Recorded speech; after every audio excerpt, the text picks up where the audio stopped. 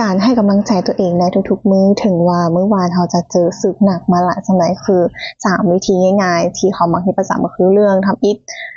ยอมรับก่อนว่าเรารู้สึกหยังอยู่เรารู้สึกอ่อนแอเราต้องรู้เท่าทันอารมณ์เราอย่าไปต่อต้านมันยอมรับแล้วว่าเราอ่อนแอแล้วเราต้องการเติมพลัง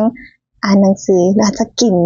หรืออาจจะเล่นน้ำแมวเล่นน้ำนกแต่งเพลงเล่นกีตาร์หยังก็ว่ากันไปเนาะขั้นตอนที่3คือเราต้องกลับมาเบิ่งว่าเรายังมีเวียกหยังที่ต้องค้างแล้วก็จัดลำดับความสำคัญขึ้นใหม่แบบนั้นเขาจะได้เห็นภาพรวมเพิ่มขึ้นว่าเราควรจะจัดการกับตารางชีวิตของเราแบบใดดีเอาแบ่งเป็น2ประเภทหลักๆก็คือว่าสิ่งที่สำคัญและเร่งด่วนกับสิ่งที่บ่สำคัญแล้วก็บ่เร่งแล้วก็เราก็เฮ็ดสิ่งที่สำคัญก่อนแล้วก็ย่อยๆๆออกมาว่าโอเคเราเฮ็ดอันนี้ได้แล้วนะแล้วก็ให้กำลังใจตัวเองในสิ่งที่เราเฮ็ดเล็กน้อยอย่างเช่นมื้อนี้ตั้งใจตื่น 6:00 นเราก็